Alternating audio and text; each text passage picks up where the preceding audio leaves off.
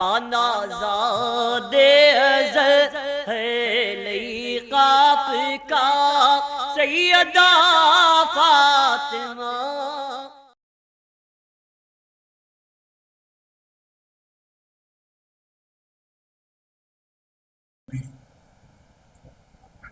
ونسلم على رسوله الكريم وعلى آله الطيبين الطاهرين وأصحابه الأكرمين أجمعين وعلى من تبعهم بإحسان إلى يوم الدين أما بعد. وقال تعالى في شأن حبيبه الكريم: إن الله وملائكته يصلون على النبي يا أيها الذين آمنوا صلوا عليه وسلموا تسليما. اللهم صل على سيدنا محمد وعلى آل سيدنا مولانا محمد وبارك وسلم. برادران عزیز، جیسے ہم جانتے ہیں کہ ہم حاضر ہیں حضرت شیخ الاسلام سیدی مرشدی مولائی سید محمد بادشاہ حسینی لئیخ رحمۃ اللہ علیہ آپ کا عرس مبارک، اور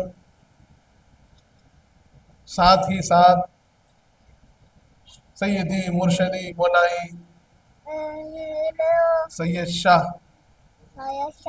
قاسم حسینی چھوٹے صاحب قبلہ قدس سر العزیز کا عرس مبارک ہے. برادران عزیز، یہ ہماری خوش نصیبی ہے کہ اللہ رب العزت نے ہمیں یہاں حاضری کا شرف عطا فرمایا ہے، اور یہ کرم بالائے کرم ہے کہ اللہ نے ان نسبتوں سے ہمیں بہرور فرمایا ہے. برادران عزیز، حضرت شیخ الاسلام کی شخصیت، آپ کا مقام، آپ کا مرتبہ آج بھی لوگ بیان کرتے ہیں. آپ کی رحلت کو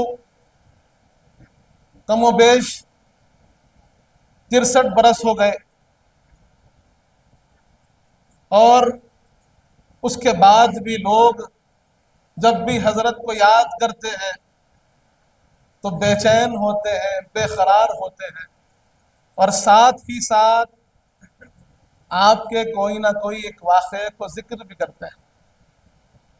آج بھی ہم ایسی شخصیات کے درمیان ہیں جنہوں نے اس چہرے کو دیکھا ہے، اس ذات گرامی سے ملاقات کی ہے، ان سے شرف تلمس بھی رہا، ان سے فیض کی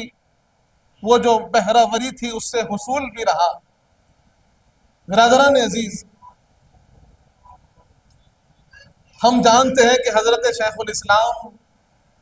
حضرت سید الشیوخ سید محمد عمر حسینی خلیق قدس سرہ العزیز شمس المفسرین کے شہزادے ہیں. آپ کی ابتدا یہ اسی بارگاہ سے ہوئی، یہیں سے تعلیم کی بھی ابتدا ہوتی ہے. قاضی پورہ شریف میں آپ کی ولادت باسعادت ہوئی، اور ولادت باسعادت کے ساتھ ہی آپ کی نشو و نما کا سلسلہ بھی جاری رہا، اور تعلیم و تربیت کا سلسلہ بھی آپ ہی کے والد گرامی کے سائے میں شروع ہوا. یہ واقعہ بڑا مشہور ہے، ہم نے بڑے بزرگوں سے اس بات کو سنا ہے کہ حضرت سید الشیوخ علیہ رحمت و رضوان فرماتے تھے کہ جب میں نے پاشا میاں کی تعلیم کی ابتدا کی اور ان کو پڑھانا ان کو سکھانا شروع کیا۔ دوران تعلیم کبھی سختی بھی ضروری ہوتی ہے، کبھی درس مکمل نہ ہو تو وہاں پر پابندی بھی ضروری ہوتی ہے۔ اور جب سید الشیوخ علیہ رحمت و رضوان فرماتے ہیں کہ ایک مرتبہ جب کسی درس کے دوران میں نے پاشا میاں کو بڑی سختی کی، بڑے میاں کو میں نے سختی سے درس کے لیے فرمایا، اور اس کے بعد جب میں مراقب ہوا تو مجھے آواز آئی یہ ہمارا بچہ ہے، اس کی تعلیم و تربیت کا ذمہ بھی ہمارا ہے، تم اتنی سختی نہ کرو، تم اتنی سختی نہ کرو، یہ ہمارا بچہ ہے، ان کی تعلیم بھی ہماری ذمہ داری ہے، تربیت بھی ہماری ذمہ داری ہے۔ برادران عزیز، اس بارگاہ عالی سے جہاں پر یہ اعلان ہو کہ یہ ہمارا بچہ ہے، تو پھر اس گنبد خضرا کے فیض کو اس دکھن نے دیکھا ہے، ان کی عنایت کو، اس رحم و کرم کو انہوں نے دکھایا ہے اس دکھن کو کہ 13 برس کی عمر مبارک ہے اور والد ماجد کا سایہ پدری سر سے جدا ہوتا ہے، واعظ مکہ مسجد کی حیثیت سے آپ اپنے آپ کو پیش کرتے ہیں، اور ہم جانتے ہیں کہ اس وقت مکہ مسجد یہ ایک مرکزی مقام تھا جہاں پر شہر کے علماء، شہر کے مشائخ، شہر کے عمراء، شہر کے رؤساء، جتنے اکابر تھے سب وہیں جمع ہوتے تھے، وہیں پر جمعے کی نماز ادا ہوتی تھی اور وہی سب کی ملاقات کا مرکز تھا۔ اس بارگاہ میں، وہاں پر مکہ مسجد میں واعظ ہوتا تھا حضرت سید الشیوخ کا، اور ایسا واعظ کہ لوگ دور دور سے اس واعظ کو سننے کے لیے آتے۔ برادران عزیز، حضرت سید الشیوخ کی رحلت کے بعد، آپ کے وصال کے بعد وہ منصب خالی ہوا، اکابر اس کے اندر اپنے نام کو پیش کیے۔ جب بات اس منصب کو پر کرنے کی آئی تو حضرت شیخ الاسلام کے جو چاہنے والے، حضرت سید الشیوخ کے جو مریدین تھے، انہوں نے بھی خواہش کی کہ بڑے پاشا آپ بھی نام پیش کیجیے، آپ بھی نام پیش کیجیے۔ جب یہ بات ہوئی تو حضرت شیخ الاسلام نے بھی اپنا نام پیش کیا کہ میں بھی اس منصب کے لیے اپنے نام کو پیش کرتا ہوں۔ اعلیٰ حضرت اس وقت کے جو بادشاہ تھے، انہوں نے جب اس نام کو ملاحظہ کیا تو پوچھا یہ شہزادے کون ہیں، یہ کون شہزادے ہیں؟ ان سے کہا گیا کہ یہ حضرت سید الشیوخ واعظ مکہ مسجد کے شہزادے ہیں، ان کے جانشین ہیں، ان کے فرزند اکبر ہے، کم سنی ہے، لیکن وہ بھی اپنی خواہش کو ظاہر کرتے ہیں۔ کیا مصروفیات ہے؟ تو کہا کہ جامعہ نظامیہ میں آپ تعلیم حاصل کرتے ہیں، اور جامعہ نظامیہ کی تعلیم کا معاملہ بھی کیسا ہے سنیے۔ حضرت بانی جامعہ علیہ رحمت و رضوان امام انوار اللہ فاروقی رحمت اللہ علیہ، جو بانی جامعہ ہے، جنہوں نے جامعہ نظامیہ کو قائم فرمایا ہے، اپنے وقت کے اکابر میں جن کا شمول ہوتا ہے، کہ جن کے درسگاہوں سے ہر خانخواہ وابستہ ہے، دکن میں جتنا علم پھیلا ہے وہ آپ کا ہی اس مرکز کا فیضان ہے۔ اب وہاں سے جب تعلیم حاصل ہو رہی ہے، حضرت شیخ الاسلام ابتدائی جماعت میں وہاں پر تشریف فرما ہے، تعلیم حاصل کر رہے ہیں، وہاں پر حضرت بانی جامعہ علیہ رحمت و رضوان کا دورہ ہوتا ہے، آپ لوگوں کے وہاں پر بچوں کی صلاحیتوں کو جانچ رہے ہیں، سوالات پوچھ رہے ہیں، اور پوچھتے پوچھتے حضرت شیخ الاسلام کے پاس حضرت بانی جامعہ علیہ رحمت و رضوان امام انوار اللہ فاروقی پہنچتے ہیں۔ لوگوں نے دیکھا ہے، اس کو نقل کیا ہے، ہم نے اکابر سے اس بات کو سنا ہے کہ جب حضرت بانی جامعہ علیہ رحمت و رضوان حضرت سید محمد بادشاہ حسینی شیخ الاسلام کے پاس پہنچے، آپ سے سوال کیا، آپ نے جواب عنایت فرمایا، پھر سوال کیا، پھر پوچھا، اس کے بعد جب صلاحیتوں کا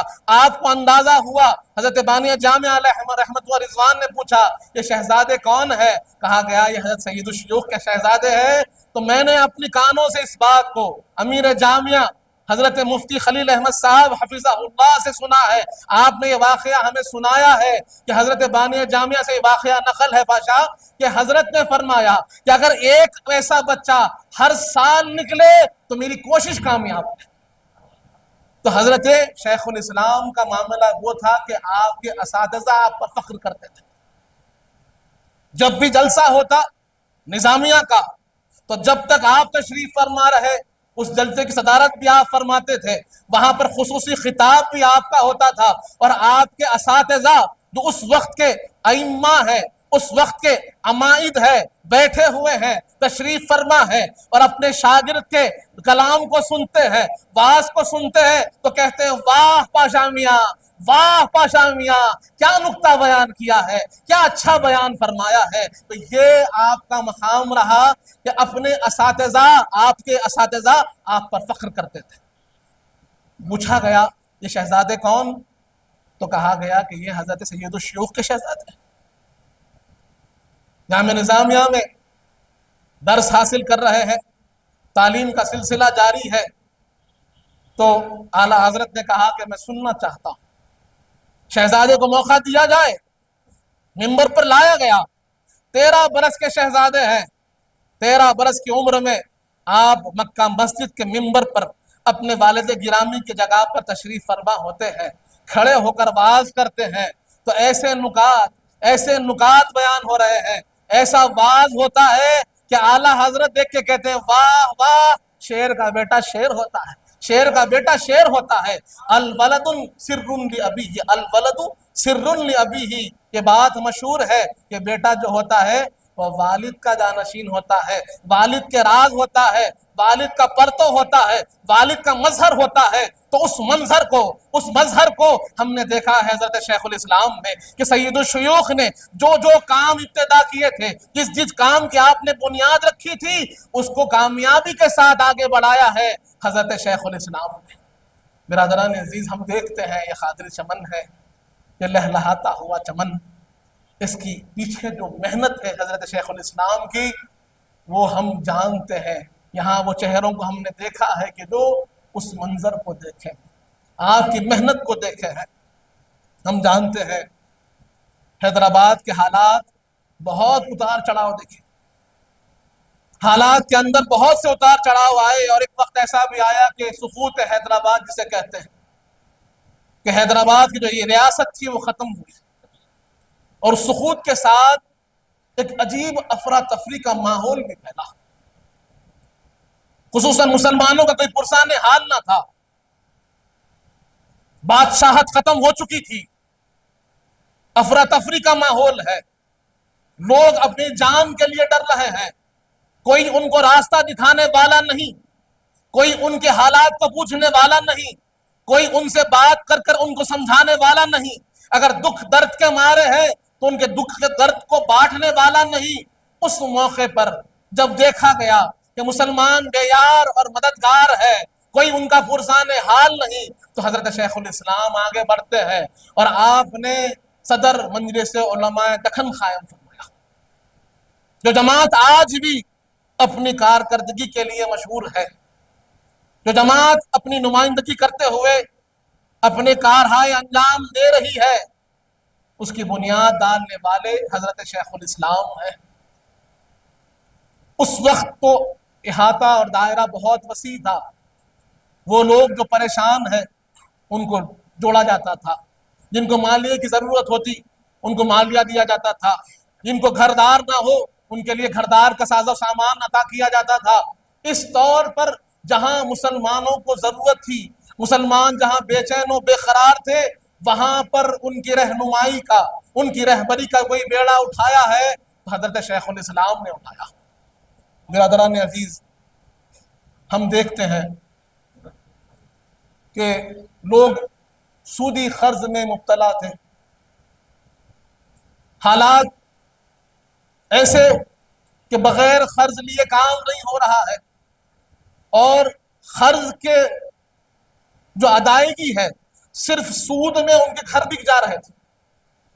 اصل تو ادا ہی نہیں ہو رہا ہے, سود کے اندر ہی مبتلا. ایک تو گناہ, پھر جو کچھ جمع کردہ ہے, جتنا کچھ جمع کیا ہے سب کچھ ختم ہو رہا ہے. کیا کریں؟ تو جو حضرت سید الشیوخ نے مجلس معید الاخوان قائم کیا تھا, اس کو حضرت شیخ الاسلام نے اور وسعت دی, کھاتوں کا انتظام رکھا, کہا کہ اگر تم ایک مشت ادا نہیں کر سکتے ہو تو تھوڑے تھوڑے کر کر ادا کرو، لیکن سود کی لعنت سے بچو، سود کے گناہ سے بچو، اور تمہاری ضرورت پوری کرنے کے لیے یہاں پر آ کر قرضہ لے لو۔ اور وہ قرضہ ان کو بلا سود کے، کوئی نفع کے بغیر دیا جاتا تھا، اور ان کی تکلیفوں کو آسان کیا جاتا تھا۔ برادران عزیز، اسی طرح حضرت کے ہم علمی کام دیکھتے ہیں۔ تفسیر قادری کا کام حضرت سید الشیوخ کے وصال کے بعد ختم ہو گیا تھا، رک گیا تھا، اور لوگ بے چین تھے کہ وہ کام کون کریں گے، کون کریں گے۔ اور اکابر علماء میں یہ بات مشہور ہے کہ اس وقت کے جو اکابر تھے انہوں نے کچھ نے ذمہ داری لی کہ اس تفسیر کو مکمل کریں، اس کام کو آگے بڑھائیں، اور جب کوشش کی تو دیکھا کہ جو نہج ہے، جو انداز ہے، وہ اس دنیا، اس حال کے لیے بڑا مشکل ہو رہا ہے۔ انہوں نے بڑی کوشش کی، اس کے بعد کہا کہ نہیں، یہ کام میرے بس کا نہیں ہے، جس کا کام ہے وہی لے لے گا۔ کچھ دن گزرے، حضرت شیخ الاسلام نے ارادہ فرمایا کہ تفسیر قادری کا کام پورا کیا جائے، بڑی ذمہ داری ہے، اس کو پورا کیا جائے۔ سورہ فتح تک کام ہو چکا تھا، سورہ حجرات سے کام شروع ہونا تھا۔ حضرت نے سورہ حجرات سے کام کو شروع فرمایا، اب وہاں سے کام شروع ہو رہا ہے، آگے بڑھ رہا ہے، اور جب کچھ کام ہوا تو آپ اپنے برادر مکرم بحر العلوم عبد القدیر صدیقی رحمۃ اللہ علیہ کے پاس اس کام کو دکھانے کے لیے لے جاتے ہیں اور بتاتے ہیں کہ بھائی یہ دیکھیے، یہ میں نے کچھ تفسیر کا کام کیا ہے، آپ ملاحظہ فرمائیے۔ تو آپ نے جب تفسیر کے کام کو دیکھا اور حضرت سید الشیوخ کی تفسیر کا انداز دیکھا تو فرمایا کہ پاشا میاں، آپ جو تفسیر کر رہے ہیں من و عن اپنے بابا جان کے نہج پہ کر رہے ہیں، یقیناً یہ آپ سے کام لیا جا رہا ہے، اسی نہج کو آپ نے اختیار کیا ہے، اور آپ اب اس کو آگے بڑھائیے اور انشاءاللہ یہ کام آپ سے مکمل ہوگا۔ حضرت نے اب وہاں سے 30ویں پارے تک تفسیر مکمل فرمائی، اس کے بعد سورہ فاتحہ اس کی تفسیر مکمل فرمائی، اور اس سے پہلے ایک بہترین علوم تفسیر پر مقدمہ لکھا کہ وہ مستقل ایک رسالہ ہے، مستقل ایک ایسی کتاب ہے کہ جو تفسیر کا فن سے واقف ہونا چاہتے ہیں، جو تفسیر پڑھنا چاہتے ہیں، تفسیر کے انداز کو سمجھنا چاہتے ہیں، تفسیر کے فن سے واقف ہونا چاہتے ہیں، اور سمجھنا چاہتے ہیں کہ تفسیر ہوتی کیسے ہے، تفسیر بالقرآن کسے کہتے ہیں، تفسیر بالحدیث کسے کہتے ہیں، تفسیر باخبار صحابہ کسے کہتے ہیں، تفسیر رائے کیوں حرام کی گئی ہے، قرآن کے اندر جو مرسلات ہے وہ کیا ہے، جو متشابہات ہے وہ کیا ہے، جو محکمات ہے وہ کیا ہے، اور قراءت قرآن کے لحاظ سے کیسی تفسیر ہوتی ہے، اور قراءت کے بدلنے سے معنی میں کیسا فرق آتا ہے، تجوید کی اہمیت کیا ہے، قرآن کے پڑھنے کی اہمیت کیا ہے، قرآن کے برکات کیسے حاصل ہوتے ہیں، ان تمام عنوانوں پر آپ نے ایک ایسا جامع وہاں پر مقدمہ لکھا ہے کہ جس کو پڑھنے سے آدمی کو قرآن کی اہمیت بھی معلوم ہوگی، قرآن کی طرف شوق بھی آگے بڑھے گا، اور فن تفسیر کے بنیادی اصول سے بھی واقف ہوگا۔ برادران عزیز، اس کے بعد آپ نے سورہ فاتحہ کی تفسیر کی، سورہ فاتحہ کی تفسیر کے بعد سورہ بقرہ کی آپ نے تفسیر شروع فرمائی، اور سورہ بقرہ کی 36 آیتوں تک آپ نے تفسیر فرمائی۔ اس کے بعد آپ کا وصال ہوا۔ برادران عزیز، جو محنت ہے، جو دینی خدمت ہے، اس کا اندازہ اس بات سے لگایا جا سکتا ہے کہ حضرت شیخ الاسلام نے 13 برس کی عمر مبارک میں منبر شریف پر تشریف رکھ کر رشد و ہدایت کے اس منصب پر فائز ہو کر اپنے اس کردار کو نبھانا شروع کیا، اس محنت کو کرنا شروع کیا، لوگوں تک اس بات کو پہنچانا شروع کیا، تو ذمہ داری تھی، اس ذمہ داری کو آپ نے 13 برس سے اٹھایا ہے۔ تو پھر جب آپ کا وقت آخر آیا، طبیعت خراب ہوئی، تب بھی آپ مکہ مسجد کے منبر پر تشریف فرما تھے، وہاں سے آپ کو گود میں اٹھا کر لایا گیا، برادران عزیز، آج ہم تھوڑا سا کام کرتے ہیں تو سمجھتے ہیں کہ بہت کام کر رہے ہیں، کچھ پڑھ لیا کچھ پڑھا لیا تو سمجھتے ہیں کہ بہت کام کیا ہے، لیکن حضرت شیخ الاسلام نے ہمیں سمجھایا ہے کہ زندگی کا مقصد دین کی خدمت ہے، رسول پاک کی محبت کو عام کرنا ہے، اہل بیت اطہار کی محبت کو عام کرنا ہے، اور اسی راستے پہ چلتے ہوئے تمہیں چلنا ہے یہاں تک کہ جب تمہیں آواز دی جائے یا ایتھا النفس المطمئنہ ارجعی الی ربک راضیۃ مرضیہ، تو پھر لبیک کہہ کر تمہیں جانا ہے، اور جب تک سانس میں سانس ہے آقا کریم کی محبت کو عام کرنا ہے، جب تک سانس میں سانس ہے رسول پاک کے راستے کو، آپ کے مشن کو پورا کرتے رہنا ہے، اور آپ نے زبان سے نہیں اپنے عمل سے کر کر بتایا ہے۔ برادران عزیز، لوگ کہتے ہیں کہ جب بھی ہم حضرت شیخ الاسلام کے مواعظ میں حاضر ہوتے تو ہمارے دل حضور پاک کی محبت سے منور ہو جاتے ہیں۔ آپ کے مواعظ کا اثر ایسا تھا کہ لوگ آج بھی ان مواعظ کو یاد کرتے ہیں۔ آج بھی اگر واعظ مکہ مسجد کی بات ہونا تو بات حضرت شیخ الاسلام کی ہوتی ہے۔ آج بھی اس منصب پر کسی کو یاد کیا جاتا ہے بطور واعظ مکہ مسجد تو حضرت شیخ الاسلام کو ہی یاد کیا جاتا ہے، کیونکہ آپ نے اس پر ایسا اثر چھوڑا ہے، وہاں کے لوگوں پر دل پر اثر آپ نے فرمایا ہے، اور آپ کی حیات بابرکت ہم دیکھ رہے ہیں۔ ایک طرف جہاں عالم جلیل ہے، اکابر مفسرین میں آپ کا شمار ہے، حضرت شیخ الحدیث علامہ خواجہ شریف صاحب قبلہ رحمۃ اللہ علیہ، آپ فرماتے ہیں کہ میں نے اردو تفسیر میں تفسیر خاضری کی طرح کوئی تفسیر نہیں دیکھی، جہاں اس کے اندر سلاست ہے، آسانی ہے، زبان کی آسانی کے ساتھ علم کی اتنی گہرائی ہے کہ اس کو پڑھیں گے تو معلوم ہوگا کہ علوم کسے کہتے ہیں، کتنے علوم کو حضرت نے اس میں سما دیا ہے۔ برادران عزیز، تو یہ خزانہ ہمارے پاس ہے، حضرت کا یہ باقیات الصالحات جسے کہتے ہیں وہ ہمارے پاس ہے۔ اسی طرح حضرت کا کلام ہے تو اس کلام کو پڑھ کر آدمی کو دل میں عشق محبت کسے کہتے ہیں معلوم ہوتا ہے۔ لوگ حضور پاک کی بارگاہ میں حاضری پیش کرتے ہیں، توجہ سے بیٹھتے ہیں، اپنی حاضری کو عرض کرتے ہیں،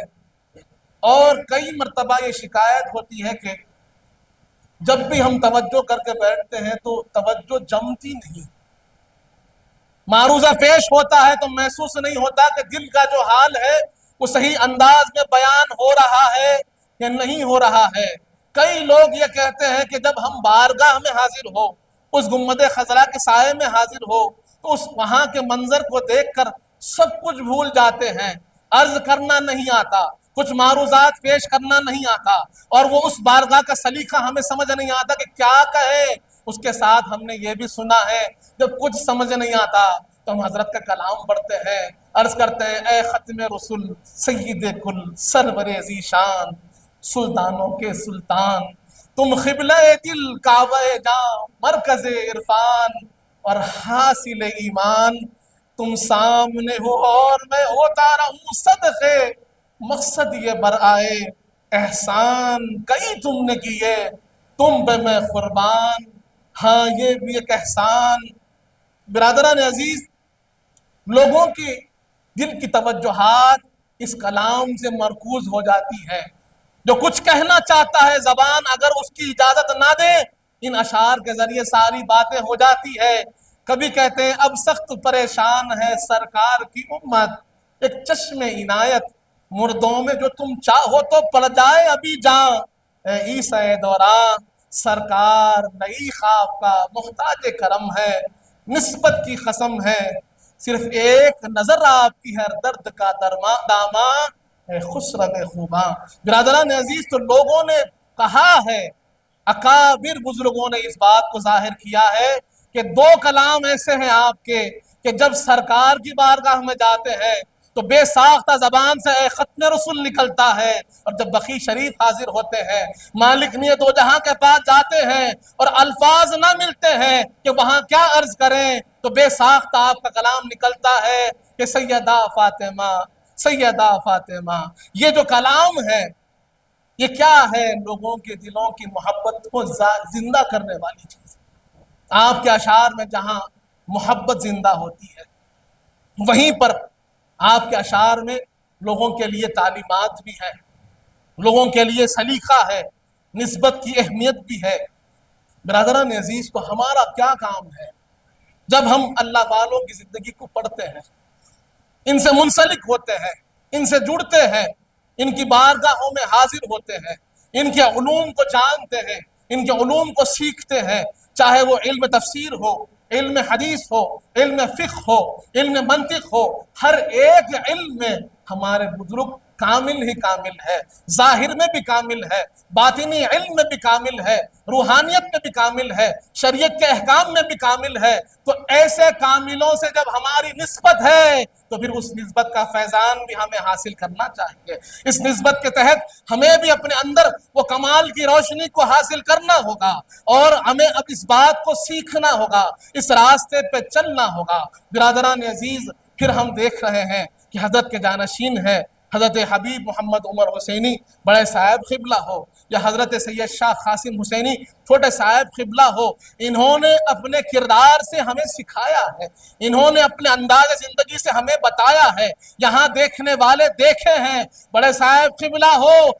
आपको तनफ्फुस की तकलीफ थी, ऑक्सीजन लगा रहता था, लेकिन नमाज की पाबंदी ऐसी थी, अगर रिक्शे में ऊपर नहीं बैठ सकते तो कश्ती में बैठ कर आते थे, लेकिन मस्जिद को पाबंदी से आते थे। छोटे साहब क़िबला को हमने देखा है कि आपके पैर में तकलीफ हो, चाहे कितनी सख्त गर्मी हो, धूप हो, बारिश हो, हमने देखा है कितना ही शिद्दत का मौसम क्यों ना रहे, आपने कभी जमात नहीं छोड़ी। आपके वक्त आखिर तक आपने हमेशा अल्लाह की इबादत की तरगीब दी है। लोग तावीज़ के लिए आते, लोग दुआ के लिए आते, तो आप फरमाते, बेटे तुमने नमाज पढ़ी, तुमने फजर पढ़ी है कि नहीं पढ़ी है, कुरान की तिलावत की है या नहीं की है। अगर तुम कुरान गले में डाल लो और फजर की नमाज की पाबंदी ना करो तो तुम्हें फैज हासिल ना होगा, कुरान की बरकत तुम्हें हासिल नहीं होगी। फजर पढ़ेंगे, नमाजों की पाबंदी करेंगे, शरीयत की पाबंदी करेंगे तो अल्लाह का फजल तुम्हें हासिल होगा।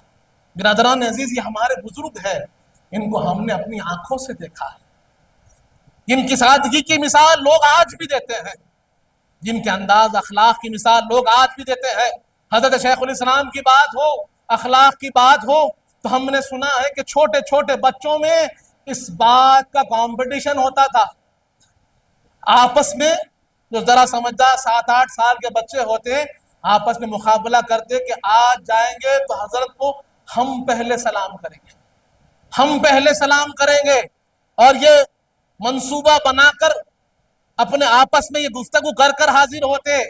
और वो कहते हैं कि हम ये बात का अज़्म कर कर आते थे कि हजरत से मिलेंगे तो पहले हम सलाम करेंगे, लेकिन सारी जिंदगी हमने गुजार दी, हजरत से कभी सबखत नहीं ले गए सलाम करने में। सबसे पहले हजरत सलाम करते थे, अस्सलामु अलैकुम व रहमतुल्लाह। बिरादरान अजीज, सफ़े दुरुस्त कर लीजिए, और जो हजरात मस्जिद को जा सकते हैं मस्जिद मौला अली की तशरीफ ले जाइए। जो हजरात बुजुर्ग हैं वो यहाँ पर भी नमाज का इंतजाम है, यहाँ भी नमाज पढ़ सकते हैं। सरकार